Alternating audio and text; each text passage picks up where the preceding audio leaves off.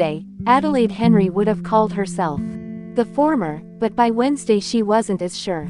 If she was trying to live, then why would she be walking through her family's farmhouse carrying an Atlas jar of gasoline, pouring that gasoline on the kitchen floor, the dining table, dousing the settee in the den? And after she emptied the first Atlas jar, why go back to the kitchen for the other jar, then climb the stairs to the second floor, listening to the splash of gasoline on every step?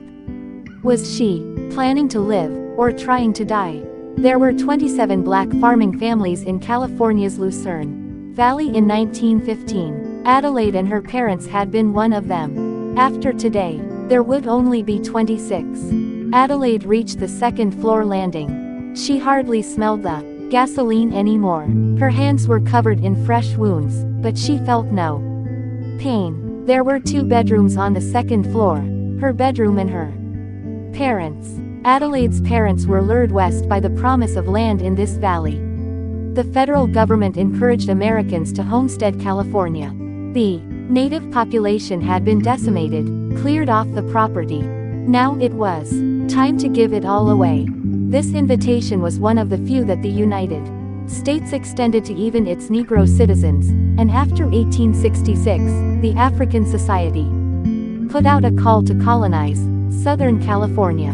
The Henrys were among the hundreds who came. They weren't going to get a fair shot in Arkansas, that was for damn sure. The federal government called this homesteading. Glenville and Eleanor Henry fled to California and grew alfalfa and wild grass, sold it to cattle owners for feed. Glenville studied the work of Luther Burbank, and in 1908 they began growing the botanist Santa Rosa plums. To Adelaide the fruit tasted of sugar and self-determination. Adelaide had worked the orchards and fields alongside her daddy since she was 12. Labored in the kitchen and the barn with her mother for even longer.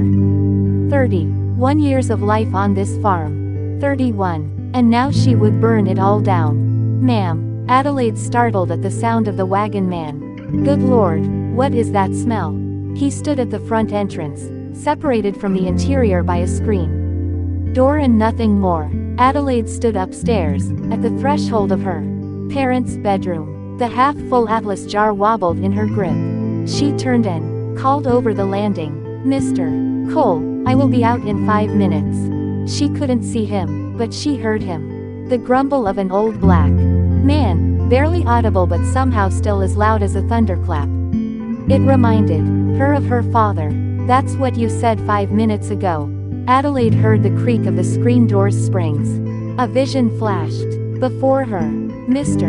Cole coming to the foot of the stairs and Adelaide dumping the remaining gasoline right onto his head, Adelaide reaching for the matches that were in her pocket, lighting one and dropping it right onto Mr. Cole. Then, combustion. But she didn't want to kill this old man, so she called out to him instead. "Have you got my trunk into the wagon yet?" she called. "Quiet, quiet." Then the sigh of the screen door being released. He hadn't stepped inside. He called to her again from the porch. "I tried," he said. "But that thing weighs more than my damn horse." "What did you pack inside?" "My whole life," she thought. "Everything that still matters." She looked to the door of her parents' bedroom, then called down one more